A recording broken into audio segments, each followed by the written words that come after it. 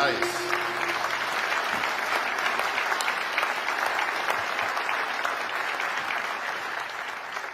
I, Drew Dilkins, having subscribed to my declaration of office as mayor and to my oath of allegiance, solemnly declare that I will uphold and observe my declaration and oath. Folks, I'm so happy to be with you tonight. I am excited about the next 4 years. I'm thrilled to be able to continue the opportunity afforded to me to lead our city until 2022. And I continue this role with strong enthusiasm and a belief that Windsor is on the right track and moving in the right direction. As always, I'm going to be honest with you. I'm going to share with you what both my heart and my mind are saying. And my hope for you tonight is that you leave here feeling good about our city and its future. But I too hope you'll leave here with a sense of urgency that I feel at this very moment. In preparation for these remarks, I printed off my speech from 2014 to reread what I had delivered to you at that time. Yes, I reread all 39 pages of that speech. And I thought to myself, why did you put the audience through that, Drew? You were new, but 39 pages, what the heck were you thinking? And despite the fact that those 39 pages were in 24 font for public speaking purposes, I just kept thinking of one person, Abraham Lincoln. You see, one of the first and one of the most famous speeches ever given by a politician is the Gettysburg Address, which Lincoln delivered on a November afternoon in 1863. You know, the one that starts with 407 years ago. It's 271 words long, and at 24 font would probably take up 2 pages. And I thought to myself, I have to do better. For you, I have to do better. These remarks need to be more Lincoln-esque. Brevity must prevail. And although the beginning of Lincoln's End started in a balcony in a theater very similar to this, let tonight be the start of our new beginning. And tonight indeed is a special night. It's special for the elected officials who've worked very hard, who've spent lots of money and knocked on thousands of doors and convinced residents across this city that their ideas and that their spirit of cooperation are the best to move Windsor forward. It's special for the families and the friends and the volunteers, all of you, frankly, who worked hard to support each of the councillors sitting behind me this evening. Those city councillors who are returning know how important this support is in accomplishing the difficult job that lays ahead. Those who are new, let me just smile and say welcome to the team, because you're about to find out how important family support is. Tonight is also important for our beloved city. She's the reason we all coalesce here and now. It's important to her, as all of us together here in this place at this time are responsible for her destiny. We are charged with governing this complex $800 million beauty that employs 2,500 of our neighbors and who on a daily basis touches the lives of every single person within her borders and many beyond her borders. Yes, our city of Windsor has a storied past, from the Hurons to Louis Valère to General Brock and Chief Tecumseh, to Henry Ford, the Dodge brothers and Gordon McGregor, to Hiram Walker, Harry Hatch, and yes, even Al Capone. Over the years, we've transformed metal into something meaningful, and boy, have we ever transformed a lot of metal. We've also filled a lot of bottles with liquid gold, and we've put more salt on kitchen tables and winter roads than most care to think of. We've also sent a lot of that product around the world for decades. In short, we are good at what we do. The combination of these things has led many in this community and our surrounding communities to build a life of prosperity for generations, to afford a house, to raise their kids, to provide them opportunities, and then retire in comfort in a safe place once the heavy lifting was done. And through it all, especially over the last 40 years, we've been on a roller coaster of ups and downs. Over the past few years, many felt as if our city was scaling the highest point on earth, Mount Everest. We saw Windsor's economy outperform most other locations in Canada with a rebound in manufacturing and an influx of investment from abroad. Bidding wars are now the norm on residential properties in Windsor, something I've never seen for my entire life. There's a great sense of excitement here. People are buoyed by a turnaround that we all felt may never happen. And that's because in the same 12-year period, we had sunk to what felt like the lowest point on earth. In the midst of a great recession where local unemployment had reached almost 16%, our largest employer was on the verge of bankruptcy. Cases of social assistance and unemployment rose dramatically. Parents, out of desperation, left their families here and commuted to Alberta to find work in the oil and gas sector. People you'd never expect to ask for a hand up had to extend their arm. But even in those darkest hours, we learned how to cope and adapt, how to support one another and bring forward the best that I have seen in our city. What I saw here made me think of how our city, under the leadership of then Mayor David Kroll, pulled together during the Great Depression. And despite a lack of money and on the verge of becoming insolvent ourselves, we made it through and we became better. That Windsor grit and determination, it found a way. And the parallel of feeling as though we had reached the lowest point on earth and what actually happens there was striking to me. You see, the lowest point on earth is the Dead Sea, a body of water between Israel and Jordan. And it's called dead because it's uninhabitable to any fish or wildlife due to its high salt content. But the parallel to this story really occurs when you jump into the Dead Sea. Because of those high salt levels, you simply can't sink. You float as though you're wearing a life jacket, even though you're completely unencumbered. Even when you're at the bottom of the earth, even in the middle of a body of water, no human can sink. Nor could anyone, in our darkest hour, sink our spirit, that spirit of Windsor. Now, I've referenced the Dead Sea and I've referenced the Holy Land, and now might be the appropriate time for me to have a come to Jesus talk with you. Tonight, I had planned to give you the traditional inaugural speech, one that any mayor of a big city in Canada could write, a speech that almost any other mayor could take, change the name of the city to be their own, and deliver it to their community without reservation. In fact, I had started that speech last weekend. Then earlier last week, we all received the news that General Motors had decided to close several plants in Michigan and Ohio, and of course up the 401 in Oshawa. And after reading the details and listening to the commentary, I knew this decision was different than most. GM wasn't closing plants to send work to Mexico or China. They weren't closing plants whose quality was insufficient. It wasn't like the 2010 closure of the transmission plant in Windsor, where they were ending the product and then we were in the midst of a recession and they were consolidating operations in St. Catharines. Friends, GM was closing these operations to save $6 billion and to focus on autonomous and electric vehicles. Now, some economists hailed the decision as a good one, citing GM's decision to inflict the pain while the economy is good, as opposed to doing this during a recession. They said there's a tight supply of skilled labor who are easily find other opportunities in Alberta or in BC or the GTA, which is an hour from Oshawa. And guess what? They're probably right. It's likely the impact of this closure in that area will not cause much overall disruption to the economy of that area, but of course will undoubtedly lead to great disruption for the 2,500 families affected. They were thrown into the Dead Sea, but they will all float. And as the pieces of this story came together last week, I couldn't help but think, what if that happened here? Shortly after my election as mayor in 2014, I was asked by a reporter, what keeps you up at night, Drew? And my immediate response, the thought of my largest employer closing. You see, that was less than a year before Sergio Marchionne announced FCA would invest $1 billion into the Windsor Assembly Plant and build the new Pacifica here. Provincial leaders of the day were having a public war of words about corporate welfare, and to his credit, and undoubtedly because of his connection to Windsor, Sergio Marchionne said, the heck with the province, we're going to build this vehicle in Windsor. He called the Windsor Assembly Plant the heartbeat of the city. And guess what? He was right. I was told at the time that this product would have a 10-year life cycle, 10 years or 2025 before another major investment would be needed to retool that plant for either a new model or a new product. Now, of course, this is a plant that employs 6,000 of our family, friends, and neighbors.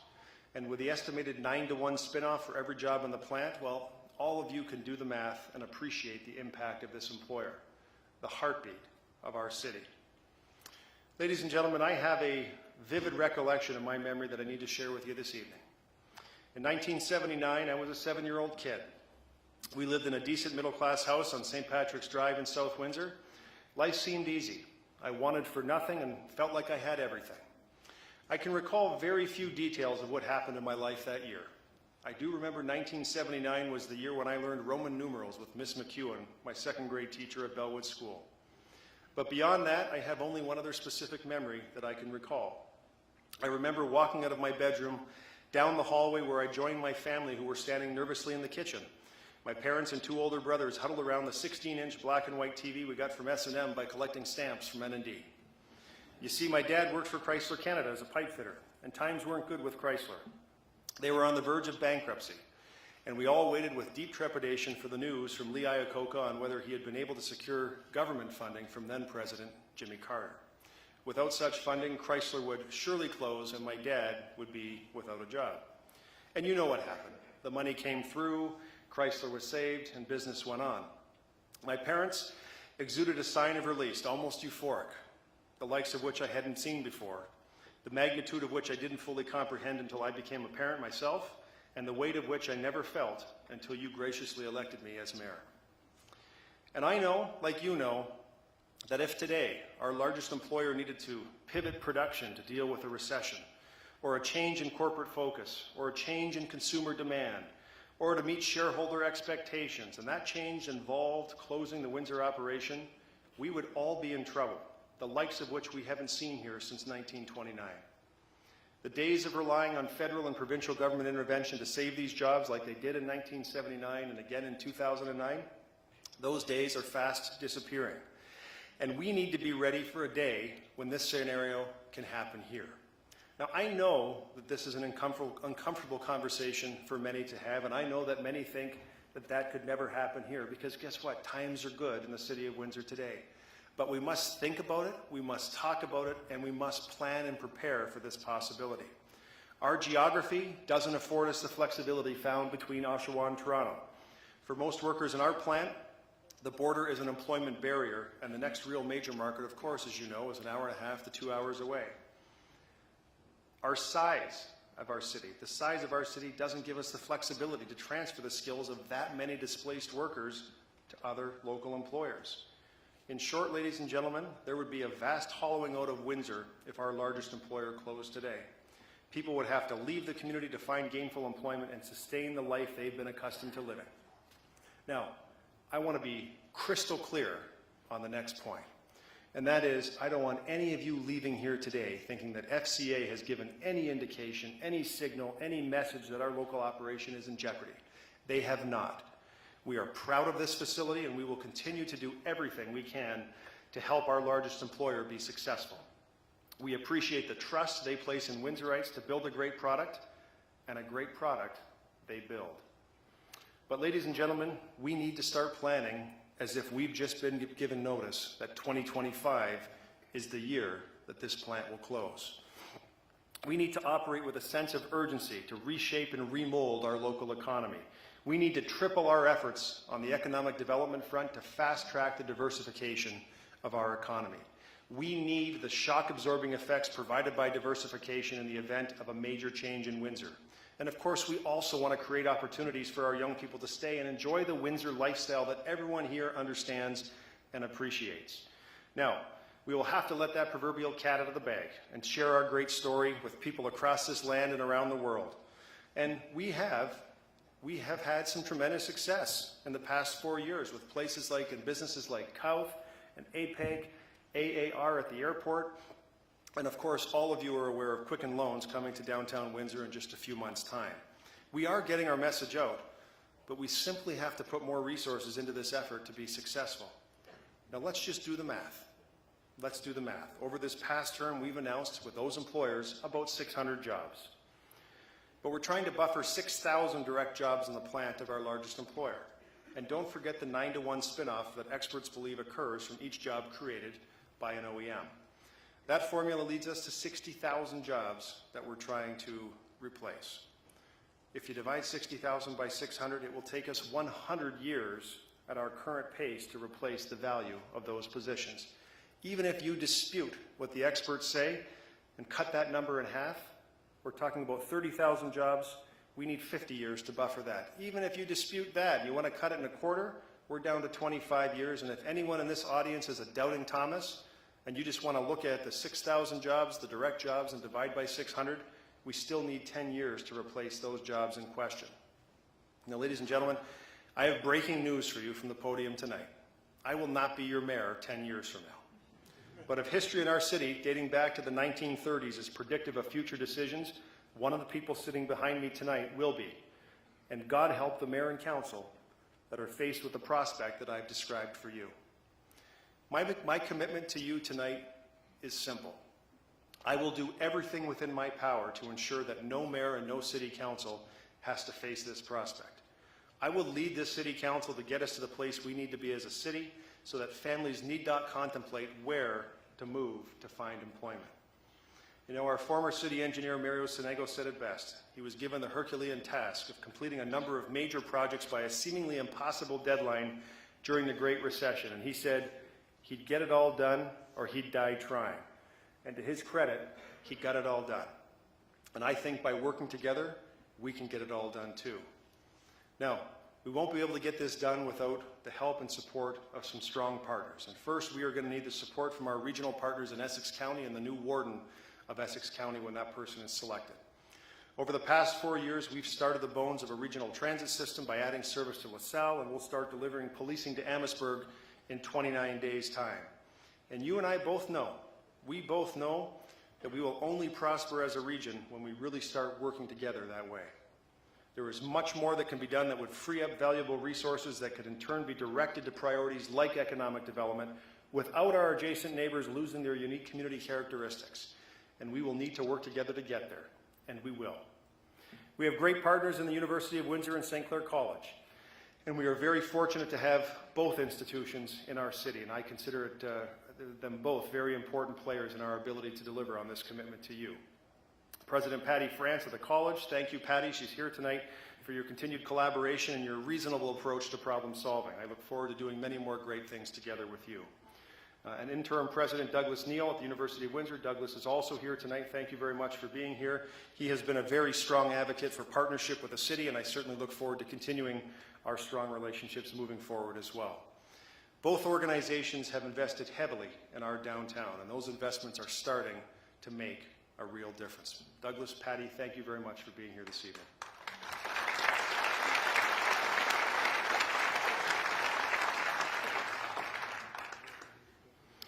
Our partners in healthcare have been great to work with too, David Moucher and Jan Caffer, and we have so much more to do as a community, so much more work to do as we work on delivering new healthcare in Windsor, Essex, while also dealing with what everyone knows is a problem here, mental health and addictions that is plaguing cities across North America. We have work to do, and we have great partners there, and we will work with them. We need the Chamber, we need the BIAs, and all other organizations who care about this city to step forward and work with us to help transform our economy. Times here are good. We must act now. We cannot wait for the next recession to happen and hope we can effect a turnaround then. It's just too risky. To my colleagues on City Council, we will have some tough decisions to make over the next 4 years, but the good news is we've employed a great amount of discipline over the last 15 years, discipline that has put us in a strong financial position to take some bold steps. There will be challenges and there will be heated debates about how we move the city forward and how we identify priorities. And yes, we need to prioritize flood mitigation efforts, development of our area neighborhoods, key road projects that help drive and sustain growth, and capitalize on core assets like our airport, new border crossing, and new regional hospital. And as we move forward, continuing to create an attractive and affordable community that drives investment, remember that our approach must be disciplined, our approach must be strategic, and our approach must be focused.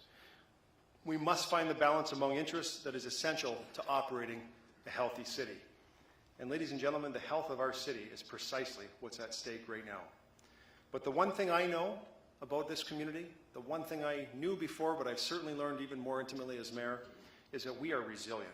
Windsorites stick together, we help one another, we support one another when the chips are down, and we build one another up when times are good. We pivot, we adapt, we adjust as needed, not without the pain of change, but with the purpose of prosperity. 2025 is coming fast. It will be here before you know it, and tonight is the call for all hands on deck. It's the rally cry that says this community is going to prepare. We are going to get ready, and we're going to do whatever it takes to make sure that we keep the win in Windsor. My kids are here tonight. They are 14 and 17, and like every parent, I want what's best for them. I want to see them succeed here at home. I want them to stay and have opportunities available. And if they want, to live the Windsor life. An incredible life in a good-sized, safe city with all the main amenities found in a place like Toronto just 2 kilometers away. And like most parents, there's nothing we wouldn't do to help our kids. So whether it's the spirit of a parent helping their child, or the passion felt when cheering on the Spitfires, whether it's the gratitude you feel upon reflection of a full life spent here, or the appreciation you have for how far we've come as a city, whatever motivates you, whatever calls you, whatever fuels your love for this community, we need to harness that incredible energy over the next 4 years and accomplish what others think to be impossible. Let us change the conversation about our future. Let us change the mindset that others have of us. We need to show them the new Windsor and show them what we can do. You heard me talk about Kauf just a few minutes ago, the German company that is setting up their North American headquarters in Windsor and hiring 300 people. It took 18 months of hard work with my office and the Economic Development Corporation to seal this deal. And once the contract was signed, Stephen May, who's their managing director, said to me, he said, "You know, Drew, we looked at multiple locations across Ontario and down in the southern United States to locate this facility, and we probably could have negotiated the same financial deal with any of them. But there are two reasons, and there are two things that had us choose Windsor." And I said, "Well, what were those things?" He said, "First, the fact that you took the time to get on a plane and come to Germany and actually sell your community. You were the only mayor who did that." I said, "Okay, what's the second?" And he says, "When we got here and we looked around, everything you said was true. Access to the U.S. was easy. Land was as you described it. Housing prices were affordable. You had great community amenities. But most of all, the people were as nice as you described." And at that moment, I knew all the work we've put into the community for the last 15 years, all that heavy lifting and tough decisions, all those long council meetings, all the encouragement given by you and friends and neighbors, family and colleagues, my fellow Windsorites, it's all enough to get us where we're going. I know we'll float if pushed into the sea, but with all of you supporting all of us, more than float, we will swim to the other side.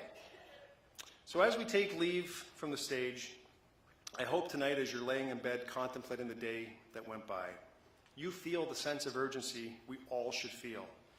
But know that all of us on this stage, we all have Windsor's back. All 11 of us will be working tirelessly to get us to where we need to be as a city. You know, it's unlikely when he delivered the Gettysburg Address, Lincoln could have imagined the profound impact his brief remarks would continue to have on his nation almost 80 into the future. And unlike Lincoln, I was not able to say what needed to be said in 271 words. He delivered his Gettysburg Address 4.5 months after the Civil War and as America began to heal and rebuild. We too continue to heal and grow following a deep recessionary period. We are, however, still in for a fight, one that requires us to continue to rebuild and redefine our local economy. We must be agile enough to adapt to the new automotive manufacturing economy while aggressively pursuing new sectors and new industries that will position us as leaders in creativity and innovation. You know, Abraham Lincoln was right when he said the best way to predict your future is to create it. And create it together we shall, to ensure the best of Windsor continues for generations to come. Thank you all for being here tonight. Enjoy your evening. Bonne soirée.